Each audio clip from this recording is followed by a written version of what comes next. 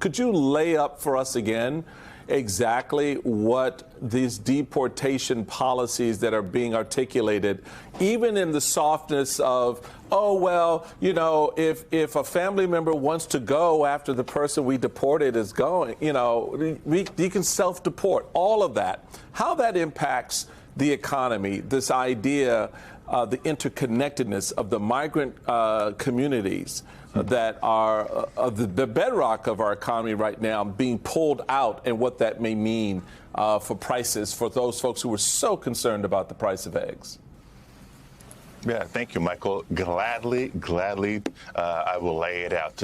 And let me do it in a two-step, because for all the talk about the border versus these mass deportations, let's understand we're talking about a couple of different populations. Yes, Democrats agree. I agree. We need a safe, secure, orderly border. We do need to address the structure, the policies surrounding people coming from around the world, not just Mexico, not just Latin America, to the southern border seeking asylum. So we'll talk about that in a minute.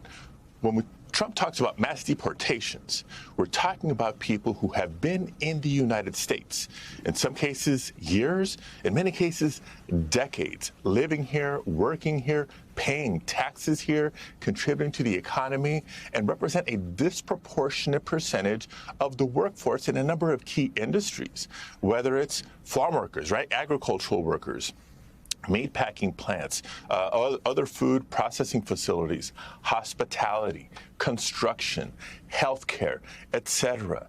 You know, since the pandemic, I've heard nothing from employers and business leaders than we have a demand for more workers. If you want to keep the economy growing, if you want to keep serving your customers, if you want to keep producing more, we need more workers. We have a shortage of workers in the United States already.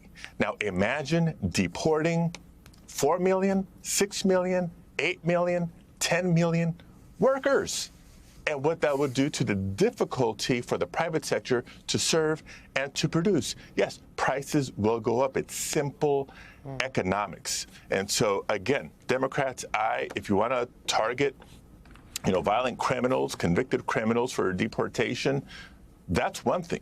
But this mass deportation that Trump and his, you know, cabinet-to-be is talking about is much more than just that. And people need to be aware. If the price of milk goes up even more, you'll know why. If the cost of housing goes up even more, you'll know why. If the cost of childcare, you know, or meat at the grocery store goes up, you need to know why.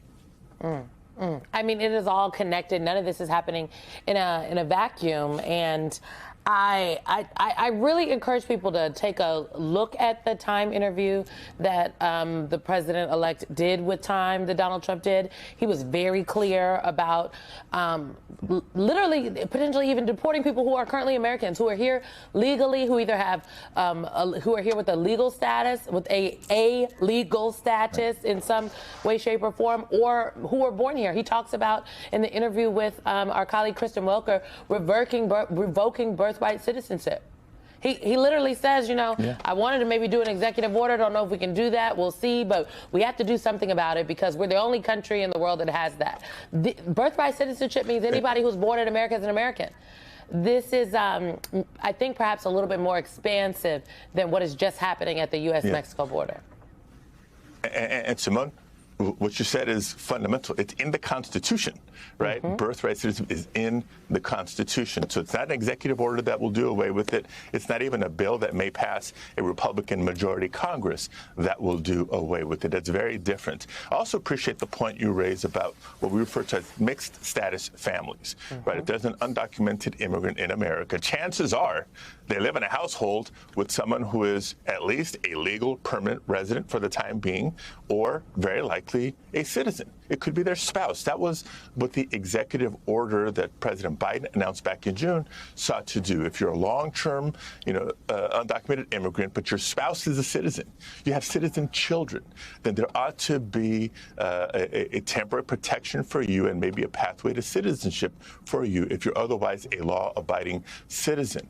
What's Trump's answer to not splitting up families? Well, if one's got to go, they all got to go. Again, just a ripple, exponential, negative impact on the economy. It's horrific.